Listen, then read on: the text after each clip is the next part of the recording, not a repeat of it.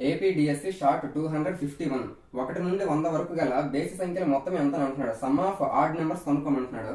Options ఈ విధంగా ఇచ్చాడు. మనము ఫస్ట్ ఒకవేళ 2 ఆడ్ నెంబర్స్ తీసుకుంటే వాటి తాలూకు సమ్ ఎంత అవుతుంది? 4 అవుతుంది. 4 ని 2 స్క్వేర్ గా రాయొచ్చు. ఎందుకు ఇక్కడ 2 నెంబర్స్ తీసుకున్నా కాబట్టి 2 స్క్వేర్ గా రాశారు. ఒకవేళ 3 ఆడ్ నెంబర్స్ తీసుకున్నారు అనుకోండి, 1 + 3 + 5 9 అవుతుంది. 9 అంటే 3 స్క్వేర్ అవుతుంది. ఇక్కడ 3 నెంబర్స్ తీసుకున్నా కాబట్టి 3 స్క్వేర్ గా రాశారు. ఇప్పుడు దీని ప్రకారం మనకి ఏం అర్థమవుతుంది? n నెంబర్స్ తీసుకుంటే దాని తాలూకు అంటే n ఆడ్ నెంబర్స్ తీసుకుంటే మనకి సమ్ ఆఫ్ ఆడ్ నెంబర్స్ ఎంత అవుతుంది? n స్క్వేర్ అవుతుంది. దీని ప్రకారంగా చూస్తే మనకి మరి ఇందులో ఎన్ని బేస్ సంఖ్యలు ఉన్నాయని అంటే 1 నుంచి 1 3 5 అలా ఎంతవరకు 100 అనేది మనకి ఆడ్ నెంబర్ కాదు, sorry even number, odd number కాదు కాబట్టి మనకి 99 వరకు మాత్రమే తీసుకోవాలి. ఎందుకు 99 బేస్ సంఖ్య కాబట్టి. ఇప్పుడు మరి ఇందులో ఎన్ని సంఖ్యలు ఉన్నాయో మనం కనుక్కోవాలి.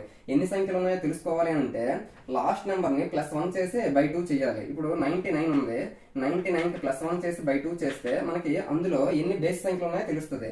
99 + 1 100, 100/2 అంటే 50. అంటే 1 నుంచి 99 వరకు ఎన్ని ఆడ్ నెంబర్లు ఉన్నాయంటే 50 ఉన్నాయి. వాటన్నింటిని ప్లస్ చేస్తే ఇక్కడ n స్క్వేర్ అన్నాం కదా డైరెక్ట్ గా, కాబట్టి 50 స్క్వేర్ అనేది మనకు కావాల్సిన ఆన్సర్ అవుతుంది. 50 స్క్వేర్ అంటే 2500.